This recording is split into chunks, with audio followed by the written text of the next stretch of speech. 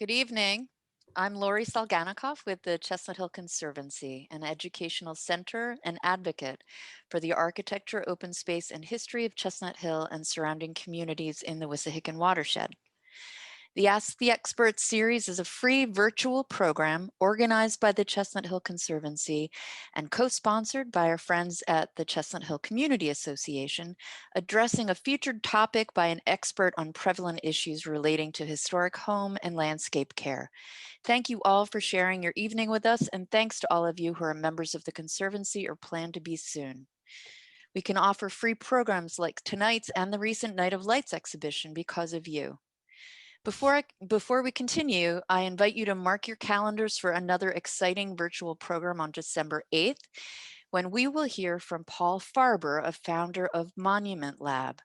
Farber and the team at Monument Lab were the inaugural grantees of the Andrew Mellon Foundation's Monuments Project, a $250 million initiative to transform the way our country's histories are told in public spaces, including Monument Lab's National Monuments Audit and the opening of the research field offices throughout the United States. Tickets will be available soon for that December 8th presentation. Tonight's Ask the Experts program, Smart Homes and Utilizing Technology to Manage Risk, is presented by our good friend Allison DeCaro, a principal with the insurance brokerage firm Johnson, Kendall, and Johnson, JKJ, and expert risk consultant Rick Albers.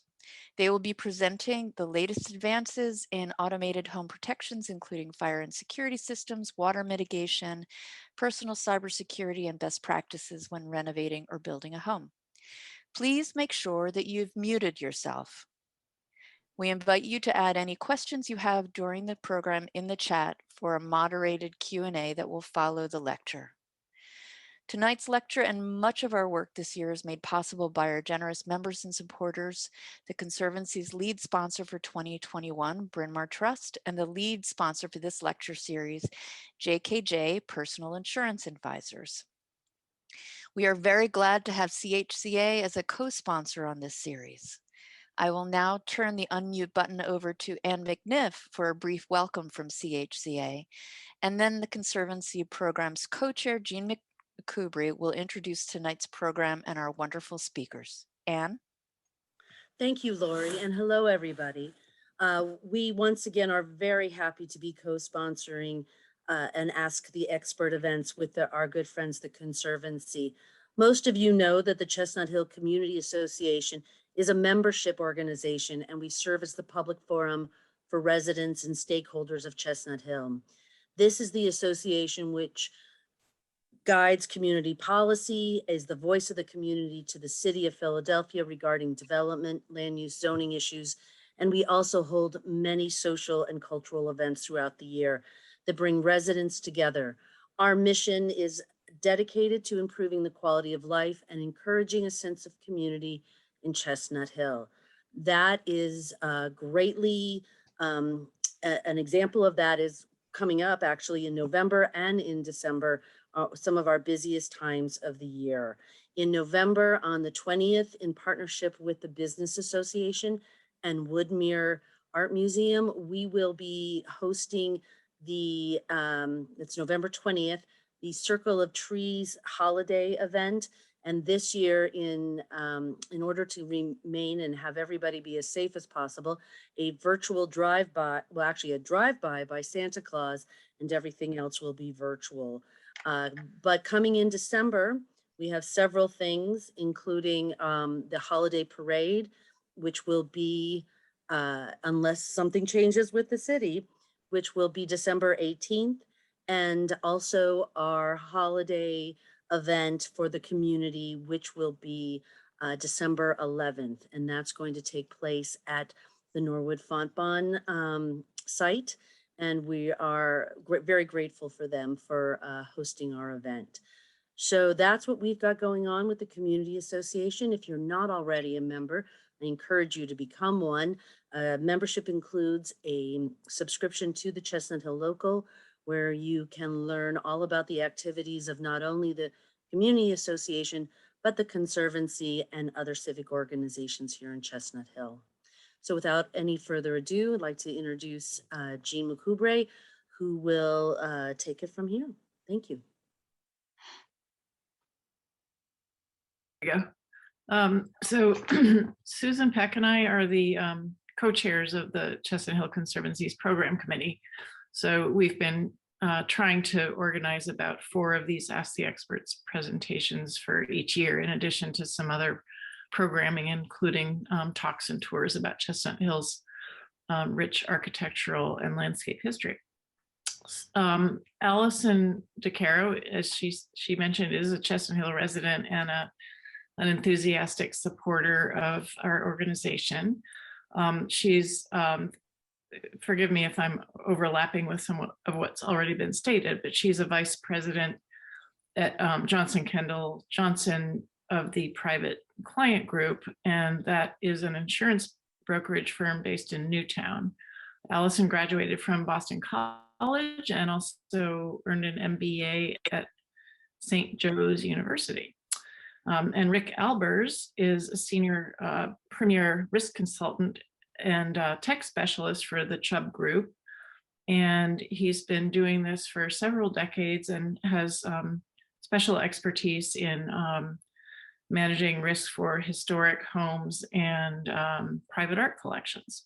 So if either of you have anything more that you want to add about your bios, please do as you enter the next phase, which is up to you. Thanks.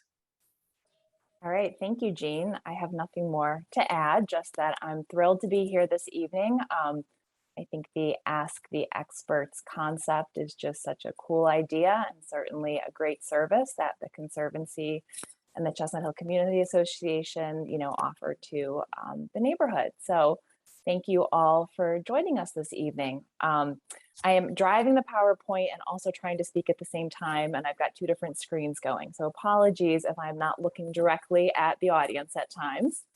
But to jump right in, let's talk for a minute about why this topic, why now? And I'm assuming that most of you are joining us because you want to learn how to better protect your homes and what new technological advances are available to do that. But I think it's interesting to add some numbers to this. And, I do come from an insurance lens. So let's talk about what we do know.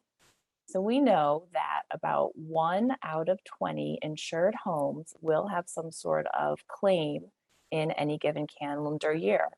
And out of those claims, more than 90% are going to be property related. So that's going to be wind and hail, water damage and freezing, fire and lightning, as the top 3. Theft by a frequency standpoint is a distant 4th.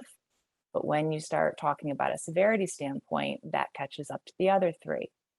And then when we talk about, how much does this impact, the insurance industry, you're looking at about $63 billion of loss when we're looking at, the homeowner's claims perspective. But what that means for you, the individual, is that the average loss is about $15,000. Now, there is a caveat here that we know that the homes in the Chestnut Hill area and the northwest suburbs, many of them are not the average home based on their age and the quality of their workmanship, the materials they're made out of. So the chance of a loss being greater than that, is fairly significant, which is why we are all here this evening. And certainly Rick is going to be the star of the show and take a little bit more of a deeper dive into many of those technological devices. But before we do that, if you'll just humor me for 1 minute, I think it's kind of neat to take a look back, because both Philadelphia and Chestnut Hill have a really rich history from both some of the advances in protection, but also the concept of insurance and how that plays into it as well. So let's talk for a minute about historical fire companies. So you may have known that Ben Franklin was a politician, a printer, an inventor, a diplomat, an author, and a scientist. But did you also know that he was a volunteer fireman? And actually, in 1736, he founded the Union Fire Company, also known as Franklin's Bucket Brigade. And this was the very first firefighting organization. It was modeled after companies in Franklin's native Boston, but this company protected everybody instead of just those that were members of it. And each fireman was responsible for furnishing at their own cost 6 leather buckets and 2 stout linen bags. So that's just a starting point on where that started in Philadelphia. When we talk about Chestnut Hill, in 1815, we had our first fire company. It was called the Chestnut Hill Company. And then in 1835, it was the Congress Hall Fire Company. It was located, closer to Germantown Avenue, when in 1894, the Chestnut Hill Fire Company building, as we know it today, on the corner of Shawnee and Highland, was built. And at that point, when that was constructed, fire protection and fighting was horse-drawn equipment. So the attic above in that building was to store hay.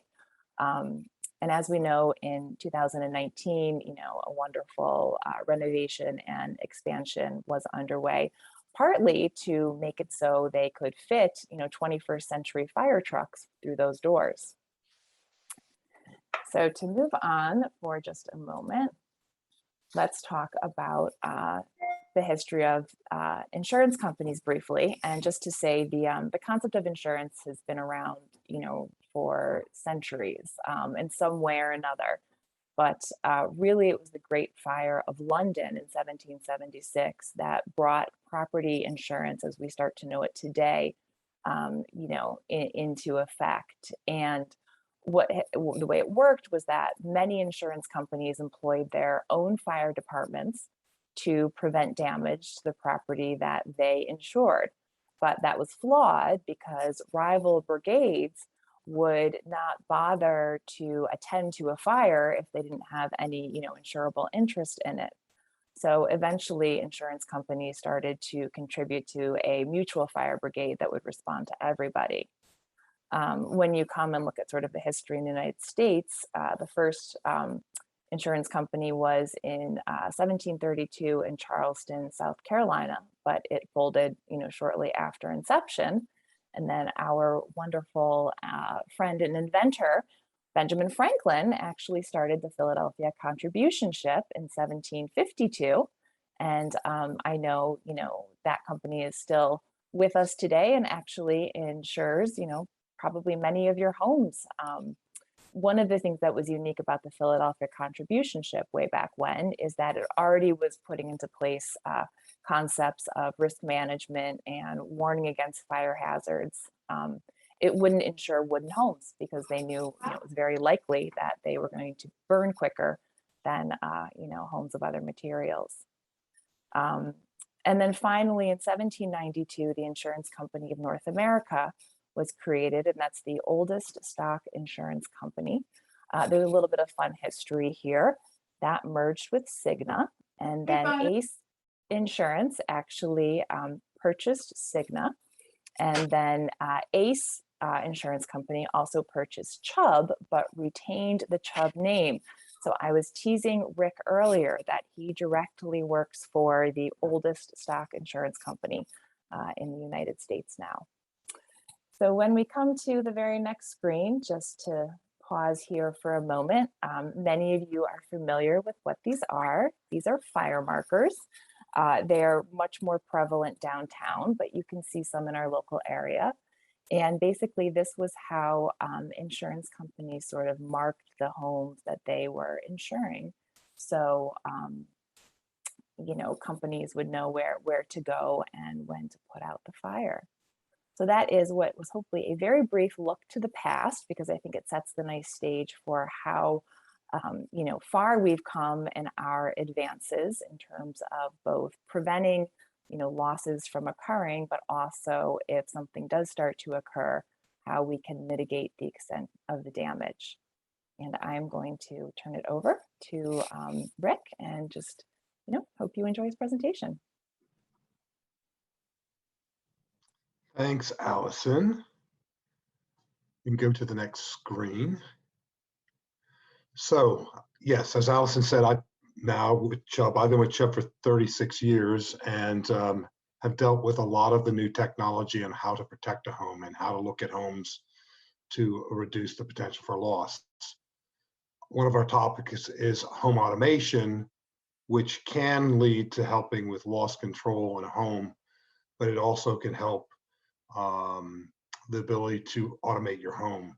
So we're going to talk about areas of automation, do it yourself versus professionally installed systems, and the cost of some of these systems.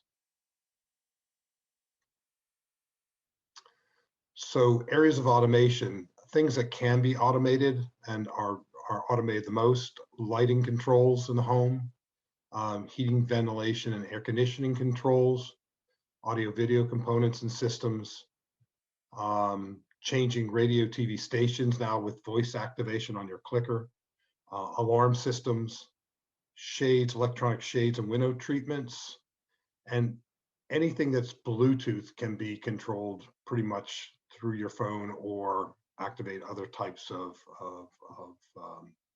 things like your refrigerator or speakers, etc. So let's look at professionally installed and DIY, do-it-yourself home automation systems. Professionally installed systems, one of the top systems on the market today is the Crestron system. It can automate just about everything in your home. Coming below it are systems like Savant, Control 4, Elon, Vantage, Amex, and these are all installed by what we call integrators. They will integrate all your components and put them into these automation systems. You can look towards your alarm installer today and your internet providers, and they're starting to get into some of the home automation as well, not just cable TV.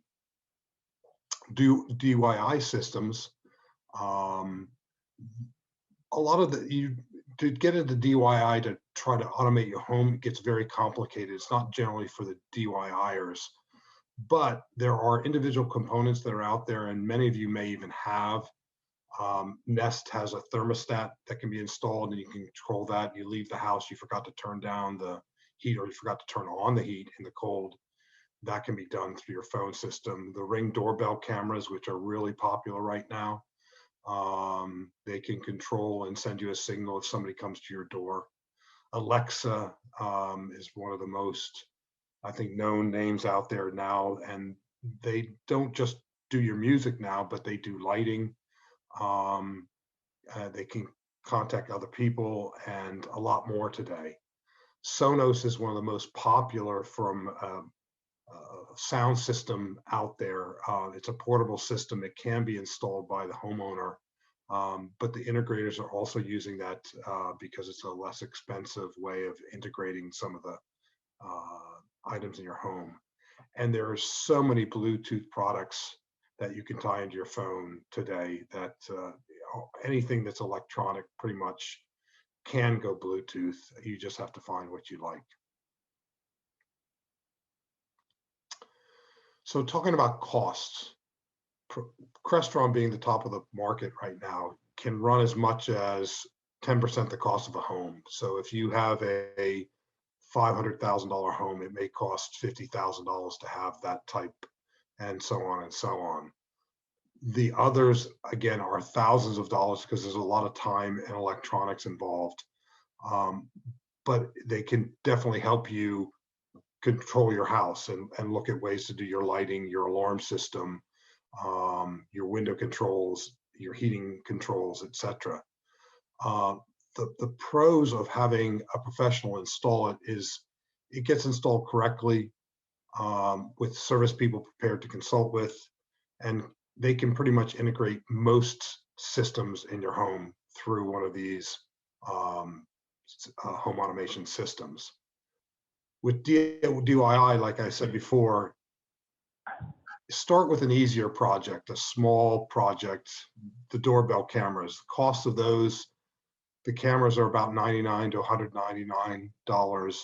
If you get frustrated with trying to install it yourself, Amazon Home Services and Best Buys will now do installation of them. So they're not that complicated. You have an out. If you are sitting on the floor running through all your papers, you go, I have no clue what I'm doing.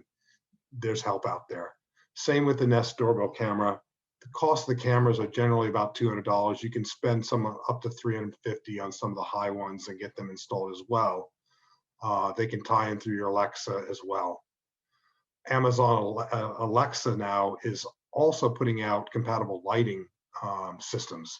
So you can run a $49 light up to a $200 light. You can tie them all in together so they operate flood lighting on the outside of your house or interior lights when you're out of the house. And we talked a little bit about the Sonos speaker system. That can be run through Alexa and Google Assistant.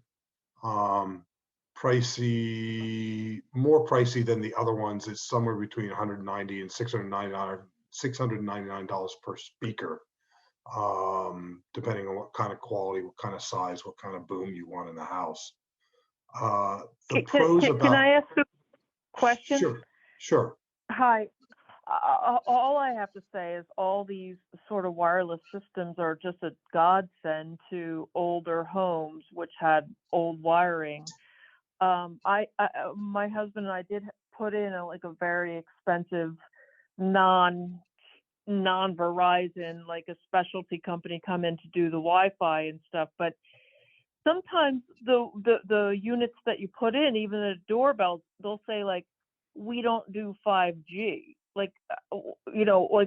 What do you do when you have a Wi-Fi system that says 5G is too advanced and it's the most advanced doorbell?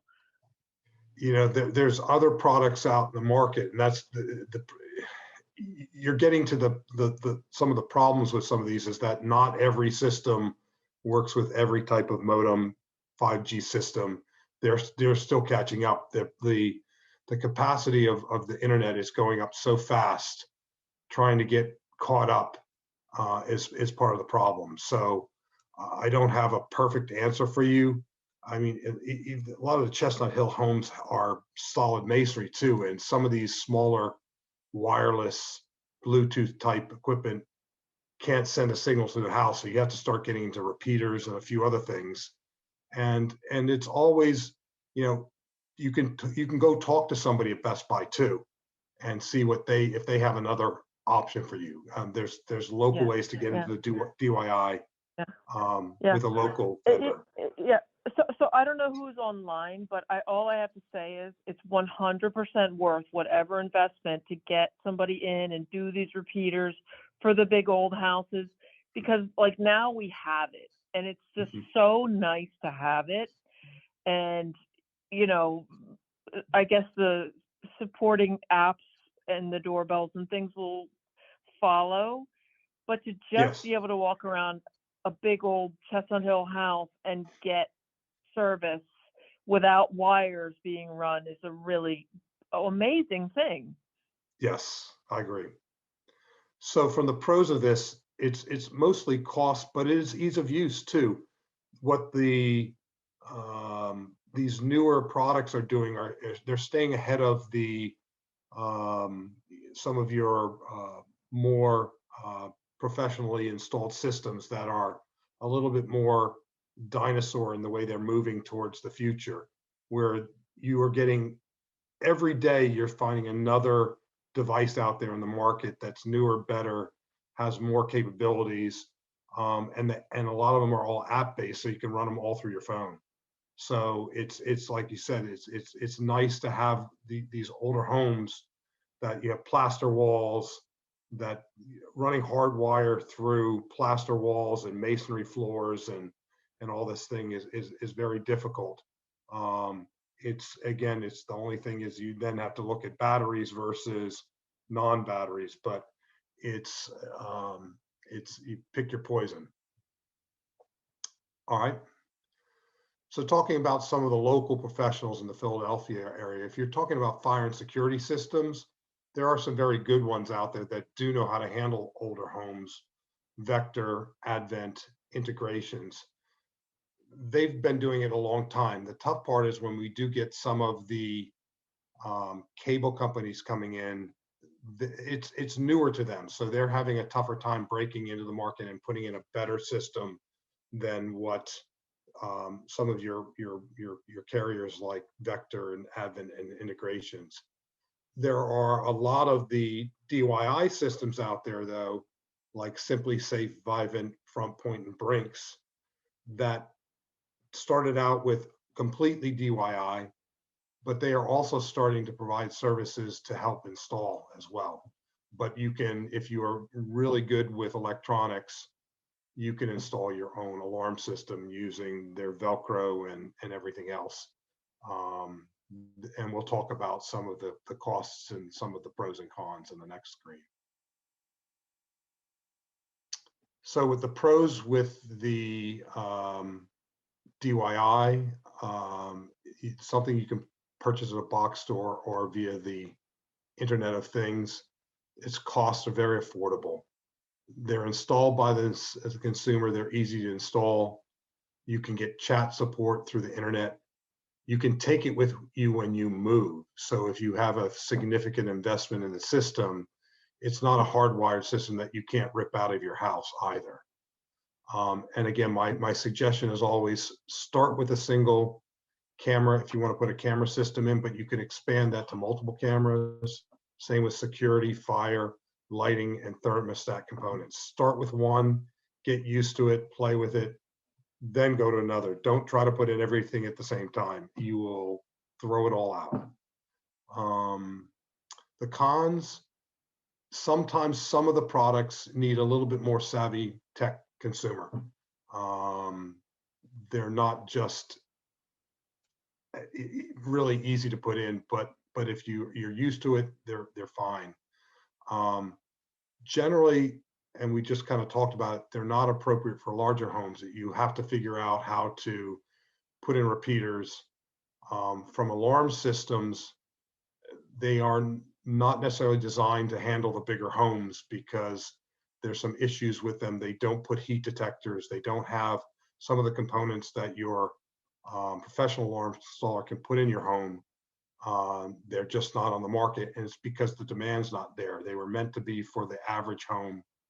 Talking about alarm systems, that home that's up to about 2,500 square feet, where your signals are strong in the house, you don't need the repeaters.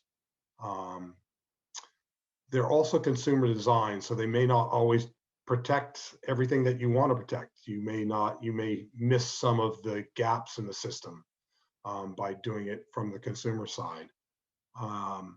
Also, the problem with a lot of the DIY systems, they are focused on security, not the fire. I'm really a big advocate of having very good fire protection. More people die in fires than they do in deaths in their home from breaches and from security. So it's really important from a fire safety to have a really good system. Generally, homeowners aren't qualified to meet code on some of these. So when you get into fire alarms, there are codes out there on where to place them and how to place them. And they may just say, I don't need one there. Well, then they have a big gap in their system. And then these systems, then they go in, they're proprietary, even though there's some Z-Wave technology, they're designed to handle their equipment. And there are other components out there that can be monitored, such as, and we'll talk about water sprinkler fire sprinkler flow alarms, water shutoff valves, humidity controls, things like that. So you just have to be careful and be aware of what you're trying to do when you purchase something. None, and I just talked about it, none provide the wireless heat detectors for attic garages and mechanical rooms from a fire standpoint. And we talked about some internet communications which could go down without having the repeaters. So hopefully start out with the smaller homes. If you get really good at it, move it to the bigger house, or go into an integrator and have it done that way. Because integrators can install wireless systems too. People think that when somebody comes in and installs an alarm system, it's all going to be cutting up your walls, especially when you have beautiful moldings in some of the Chestnut Hill homes, plaster and everything. Wireless detection can go in by the integrators as well, so it's out there. So professionally installed, you have somebody who's experienced that can design the system. It's not designed by the homeowner. You have more choice of detectors.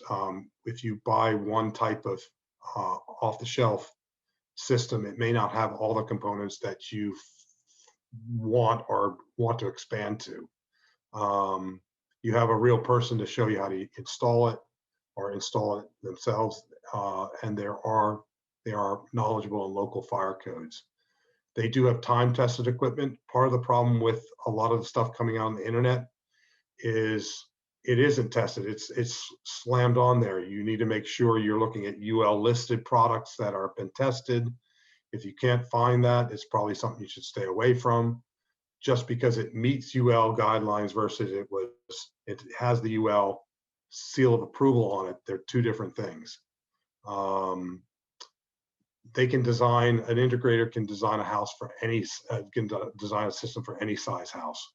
I have another question, Yeah. and it's you know, when you get these smart systems installed, Mhm. do you really need a monitoring system as well?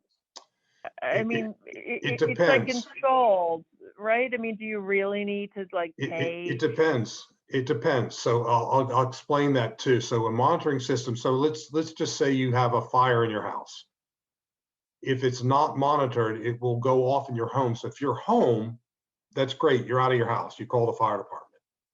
But if you are at the grocery store, you're on vacation, if you are somebody's not in the house, the dog's in the house, the fire alarm will go off on the inside. It may go on outside, but it doesn't mean somebody's coming to your home to put the fire out.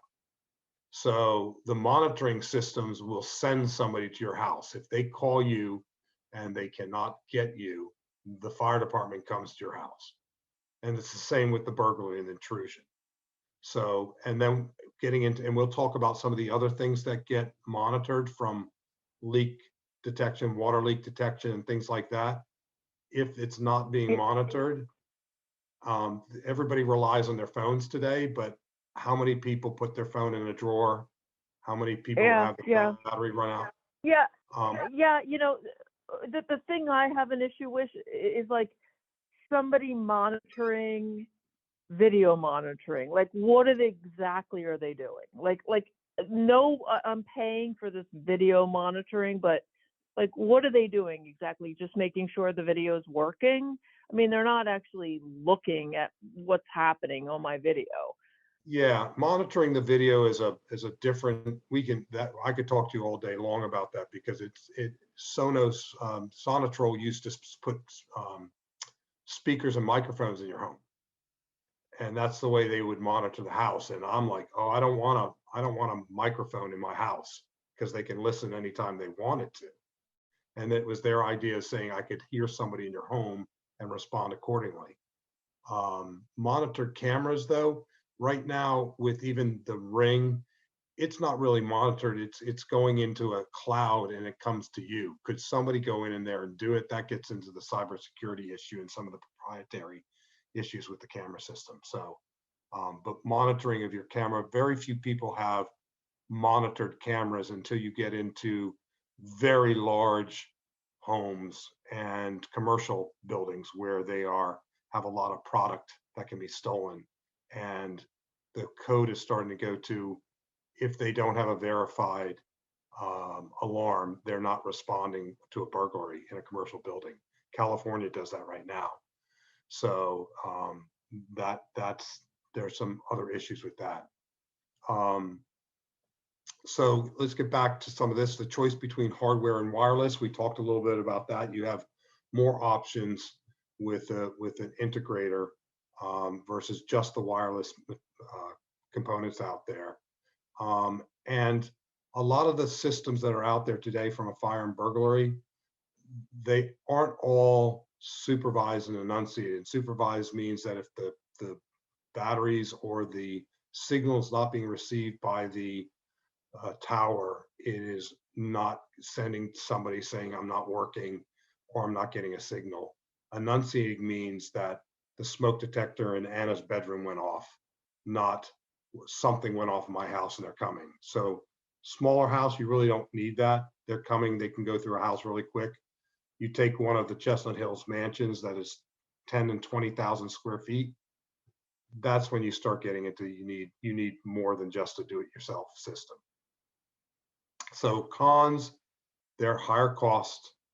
And like I said, some of them aren't as user friendly as some of the app driven DIY. So you have to kind of make sure that when you do something like that, that you talk to the integrator and know what you want.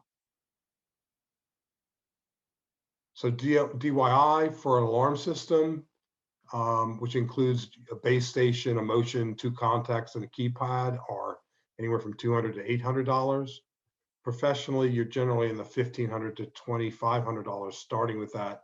And you can go much higher. You can get into the camera systems, depending on if they're operable, they're tilt, pan, and zoom, or they're infrared. We can get into a much higher number. I have somebody who spent over $500,000 on the security system in their home. So one of the things we have now, and we talk about, is a little bit of a water mitigation epidemic, or not lack of mitigation in the industry. Water is exceeding fire loss in the total value of loss in the industry. But there are systems out in the market now that can monitor water in your home. And so we can talk a little bit about that and the cost here. So just to give you some water loss statistics, 2013 to 17, 2% of all policyholders filed a water claim. The average claim was $10,000. 13 billion each year water damage claims filed. In 2019, we had a big jump, went to 5%, or that 1 to 20 that Allison mentioned, of all policyholders filed a water claim. The average claim increased, 11% increase. We had some, I just put some fire damage just to show the difference. Fire damage usually more severe, but the total number, you're 7 times more likely to have a water loss than a fire loss in your home. So the claims numbers are going up and up. Unless you're on the West Coast. So there's leak detection systems out there. There are 2 different types out there. There's a flow-based detection with a shutoff, which means it looks at if water's flowing at an irregular rate, or if it's any flow at all, if you set it to leave your home. So there's a couple out there from Leak Defense by Sentinel, Flow Logic, Fin, Plus, Moen Flow, Water Hero, Pipe Burst Pro. There's a ton of them on the market now. These are the ones, because we just talked about having a central station. These ones can be monitored by a central station, which if they don't get you, they can set up their protocol to have a plumber come to your house and check, or neighbor or whoever, to find out if they can turn off the water in your home before you come back to a swimming pool. The other type, other than flow-based, is what they call a point of leak detection, which means you put out water sensors, and they can be wireless, talking about some of the big homes and the older homes, that send a signal to a shutoff valve that will shut off the water in your home. You have WaterCop and LeakSmart. LeakSmart's now getting into the flow base as well. But you also have, if you're not interested in total shutoff, you have a lot of your DIY alarms now have water sensors or water bugs that you can put in areas that are most likely to have water leak. They can go in the basement by the sump pump. They can go by your hot water heater, in your bathroom, in your kitchen under the dishwasher, and they will notify you as the homeowner if one of them goes off. And therefore, then you can come back and check to see what's going on and shut the water off. So the various ranges of DIY to let your cell phone know, to having a point of loss that will shut the water off still, and then the flow based, which is becoming the most desirable in the insurance field, because they can stay on and shut off the water, and they don't have to have a leak sensor everywhere in the house. It runs off the water main. So to give you some ideas of the price, they can get pricey. The high-end leak defense is anywhere from $1,500 to $4,800 to install. Flow Logic is about half that price, same on the low end. Pipe Burst Pro, about the same, $1,500 to $2,500. And then they have a lot you can actually get right now. Home Depot and Lowe's sells thin and flow, which are out in the market now, that you can have your own plumber do it, and they're under $750, and they can tie in, and a lot of them can be monitored by a central station or your phone system. Out there, the point of loss, technology valves, water cop, we talked about that. Leak Smart with the flow technology range from $300 for water cop for the unit, plus the about $70 for a sensor. So talking about if you have a very large home and you've got 6, 7 bathrooms and 2 laundries and a kitchen and a wet bar, you could start looking at 10 to 20 detectors, and it gets really pricey after that part. So that's the problem with the point of loss.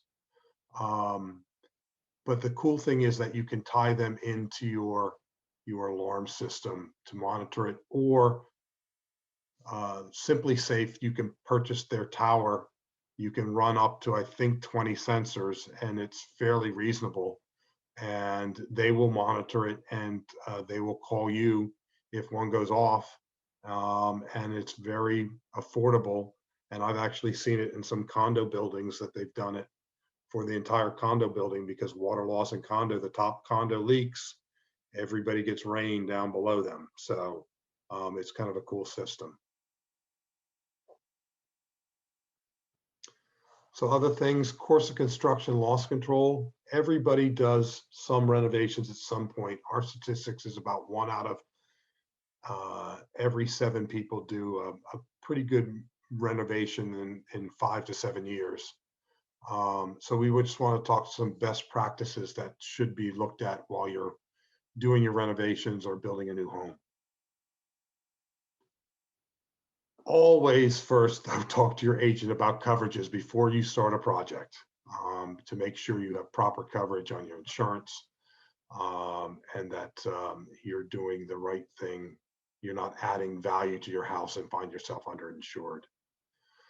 But there's a lot of loss control measures you can do at a house.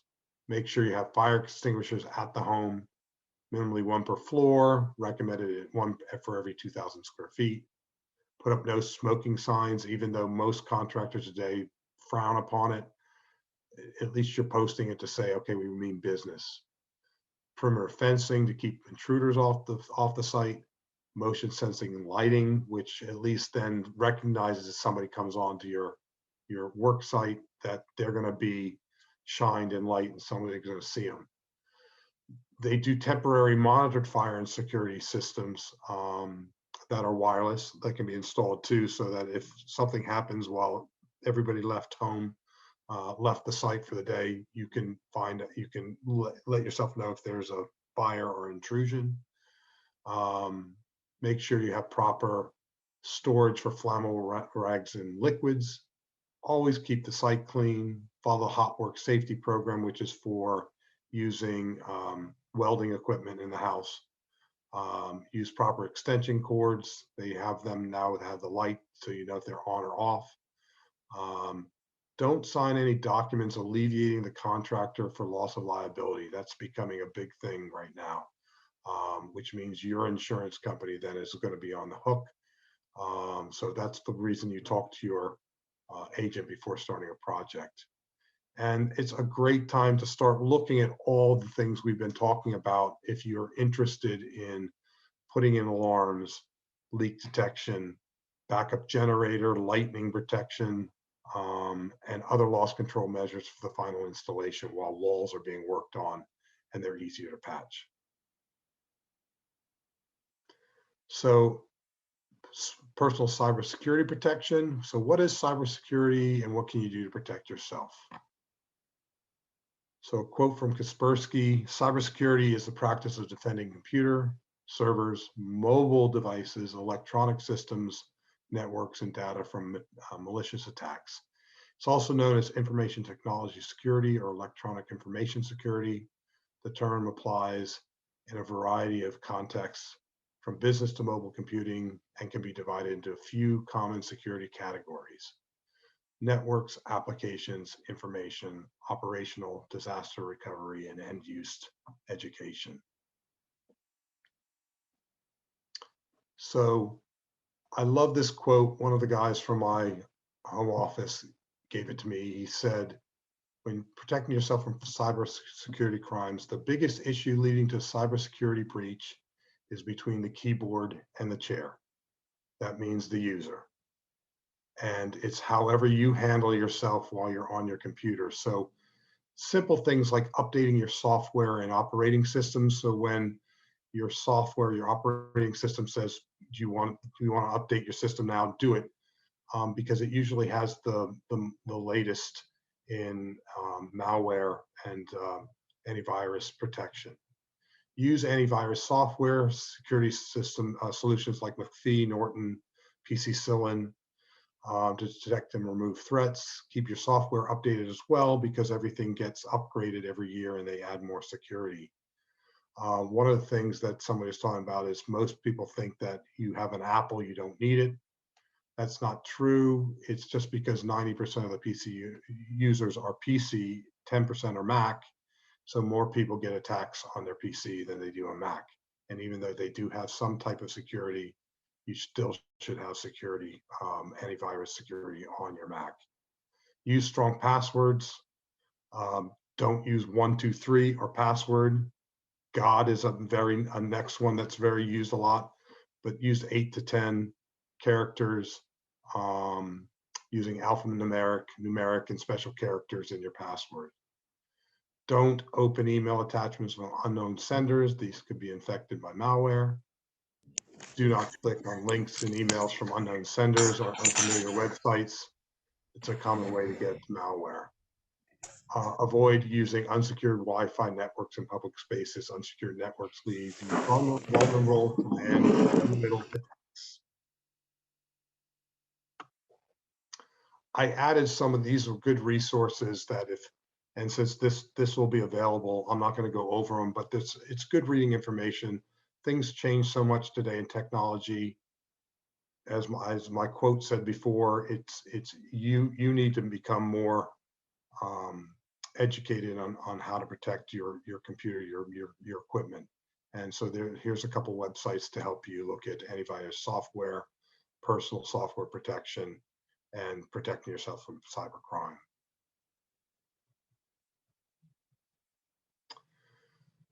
I think Allison wanted to hit this one. Are you okay with me? Yes, Go ahead, thank you, Mhm. Rick. It's been wonderful listening to your really informative presentation. Thank you. So I just want to speak for a moment. All of these systems that you could put into your home, are going to help either prevent or mitigate a loss when it's happening. But, there's also, proverbial sort of carrot put out there for putting those systems in place, and that they can provide credits on your homeowner's insurance policies. I'm not going to read all of them out loud, but I think the point to acknowledge here is that, like, there's sort of a spectrum of these different systems. If you're talking about water detection, you've got something very simple like a water bug. And then you've got something much more invasive like an automatic water shutoff device that shuts off the water, to your home. So too would the credit range on a spectrum. So, it may be a 1% credit for something very sort of minor like a water bug, and it can be quite significant, up to 5 to 8% on your homeowner's policy, for a automatic water shutoff device. The other point I would say too is often we run into, people with the best of intentions doing the do-it-yourself systems and hoping that those would either qualify for credit, or if they're being, a requirement from your insurance company. And sometimes that's not the case. It doesn't meet insurance company's requirement. So it's a really good idea to check in advance with your insurance provider to make sure whatever system you're putting into place, would either A, provide the credit you hope for, or if it's a requirement that it's going to meet, the criteria of what they're asking for. So just to move ahead one more slide. And then just two more credits that you can possibly get on your policy. So with that, we are going to conclude our portion of the evening, and I will certainly turn it back over to Jean, who has been doing a wonderful job monitoring the chat. And we just wanted to say thank you again for spending time with us this evening, and we hope our paths cross in the future. So Jean, over to you.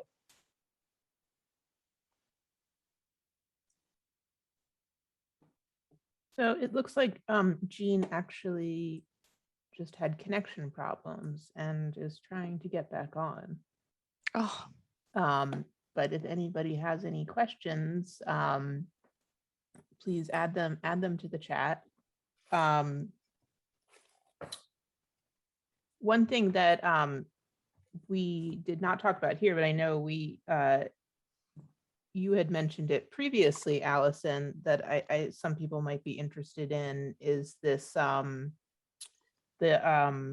water line to the street, and how many people are receiving letters in the mail from their council people about how they could ensure that. Can you add any additional information on that, and how whether that's worthwhile or not? Sure, absolutely. Thanks, Leah. So, and probably these notifications are also probably coming from, your water company, so PGW or whatever, offering water line protection coverage. We get questions about this all the time. And what really the coverage, it's called service line coverage. And many insurance companies out there are now offering that as an additional option on your home insurance policy. For a very relatively small fee, you can add it on there. I think it's probably worth you looking into, because not only do most of these cover your water line into your house, but it would also cover other types of lines into your home. So that could be underground cable lines, sewer lines, other types of things that would go into your home. And I think what many property owners, unfortunately, are unpleasantly surprised by is that the line area from the footprint of your house to the public street or road, it's actually your responsibility. So, a very common case is when you have root invasion and perhaps something, compromises one of those lines, you're going to be on the hook for it. I think that's what we were talking about. So if there's any other questions beyond that? Well, it looks like Jean is back now. Yeah, sorry, I came downstairs. It seemed to work. Yay, it wasn't me. I wanted to ask about the, this is a question on my own behalf, notice from our carrier that we need to install a central station monitored fire alarm system now that they've reappraised our house, and they said the rebuild cost is over $1 billion. So is this endemic to the industry now, or is it just certain carriers, and should we be shopping around? I guess I'll take this one. So Jean, it's pretty common to have this happen. It's not just unique to your carrier. Usually somewhere between about $1 million to $1.5 million of rebuild value, it starts to become a requirement by your insurance company that you'll need essentially monitored fire or burglar alarm. We have one carrier that has a slightly higher threshold than that, but we see it all the time, and I think you're going to see more of it, because what they're realizing is that these systems, really do help keep loss numbers low. That's my take on that. So at what intervals is reappraisal typical for homeowners? Rick, do you want to take this or do you want me to I'll take let a you, crack because at you it? have more Okay. variety from the carrier side. Sure. So oftentimes when you start a new homeowner's insurance policy, you have an inspection by the company, and the goal of that is to establish a rebuild value for your home. Then oftentimes there's an inflation guard put on your policy, so that value will increase, to keep up with inflation every year. And really, we don't usually see homes getting inspected more than once every 10 years. So at times that rebuild value can actually outpace inflation. So it is a good idea to look at that number and talk to your insurance provider about that. I think the other point that links back to what Rick was saying is that if you are going to do an extensive renovation or an addition, that's going to add a lot of value to your home, and you want to make sure that's accounted for in that number. So it's just something to be mindful of. I'd say revisit it every 3 to 5 years. And in terms of upgrading fire or burglar and fire alarm system to do central station reporting, is the best approach just to go to the vendor that you already have and see if they can build on top of the system that's already here? That's a great question, because I think there are so many options today. It depends on who you're comfortable with. And I always say, talk to your neighbors too. Find out who they use, if they're comfortable with it. There's sometimes some flexibility up above the $1 million to use the company like Simply Safe or do it yourself. So that's where you talk to your agent to find out where the carriers have their level. But I'll just throw out Vector, because I know Vector is one of the larger companies in the Philadelphia area. If you have a good relationship with Vector, I always suggest do that. If you start looking outside, a lot of companies won't use another carrier's equipment because there's compatibility issues. It's the same problem with Simply Safe or one of those, and you want to add something else that Simply Safe doesn't have. It's more than likely not going to be compatible with Simply Safe's equipment, unless you're really good at rewiring and working with Z-Ways and other things. So it's who you're comfortable with. And if you don't get the satisfaction you want, talking to somebody else, if you find that 3 of your neighbors use somebody else and they love them, then you always look at a quote. They're always willing to work with you on price and doing payments and things like that, if it's outside of your comfort level from a price standpoint. But if you've got a great relationship with your current carrier, that's the best place to start. What people also don't realize is that same like systems, right now they make a smoke detector. You go buy a smoke detector, a battery operated smoke detector, you cannot change the battery in it anymore. The code has been changed. They make the detector so that it's got a 10-year battery in it, and then you throw it out. Equipment only lasts for about 10 years, and then it becomes obsolete. So if you do have an older system, it gives you a lot of options, because even the panels for any system over 10 years starts getting out there. I have a house that has a 25-year-old panel. They can't get parts for it. And then the guy says, well, if this wire goes, it could eliminate all the data in it and the system's not going to work anymore. I'm like, you need to replace it now before that happens. So looking at age definitely can give you a little bit more option. But yeah, if you're comfortable with a carrier, I would continue to use them. If you need a list of carriers, always reach out to your agent. They can always find other lists that are in preferred vendor lists for other carriers too. Okay, thanks. Mm-hmm. Do we have any other questions? I don't see anything new in the chat box. If not, we could wrap it up. It's exactly 8 o'clock. Wow. Just sort of the time frame that we as advertised. Anybody else? Last chance. Thank you so much, Rick and Allison. That was fascinating. And I was very glad to recognize some of the names that you've mentioned. But it's good to have those resources at hand so we can do a better job of protecting our houses. Thank you very much. So if anyone wants to get in touch with you, what is the best way to do that? So I'm at Albers at Chubb.com.